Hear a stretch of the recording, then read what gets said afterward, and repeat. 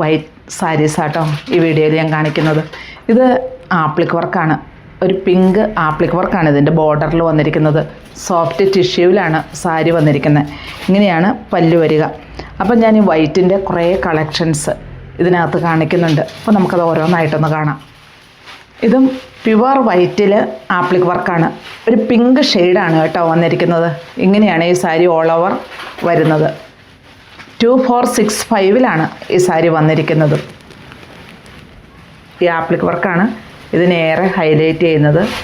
വിത്ത് ബ്ലൗസാണ്. Blouse piece പ്ലെയിനായിട്ട് തന്നെയാണ് വരിക. സൈഡിൽ കൂടെ സ്കാലപ്പ് വർക്ക് ഫുള്ള് വന്നിട്ടുണ്ട്. ഇങ്ങനെയാണ് ഇതിൻ്റെ ഡിസൈൻ വരിക. ലോവർ പോർഷനിൽ ഈ ആപ്ലിക് വർക്ക് കംപ്ലീറ്റ് ആയിട്ടും വന്നിട്ടുണ്ട്. ബോഡി പാർട്ടിൽ സ്കാറ്റേർഡായിട്ട് എംബ്രോയ്ഡറി വർക്കുകൾ വരുന്നുണ്ട്. അതുപോലെ രണ്ട് സൈഡും സ്കാലപ്പ് വർക്കിലാണ് വന്നിരിക്കുന്നത്. ഇതിൻ്റെ ഡിഫറെൻറ്റ് കളേഴ്സ് നല്ലൊരു കോമ്പിനേഷനാണ്, വൈറ്റ് ആൻഡ് പിങ്ക്. റേറ്റ് വരുന്നത് 2465 വന്നിരിക്കുന്നത്. എല്ലാം പേസ്റ്റൽ ഷെയ്ഡ്സിൽ തന്നെയാണ് വന്നിരിക്കുന്നത്. വെയ്റ്റ്ലെസ്സാണ് ഈ സാരി. സ്വല്പം ട്രാൻസ്പെറൻ്റ് ആണ് ഈ സാരി. പക്ഷേ നമ്മൾ ചെറിയ ചെറിയ പ്ലേറ്റ് ഇട്ട് വെയർ ചെയ്ത് കഴിയുമ്പോൾ ആ ട്രാൻസ്പെറൻസി ഫീൽ ചെയ്യില്ല.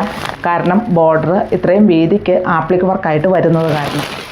ഇത് ഒരു ലാവണ്ടർ ഷെയ്ഡ്.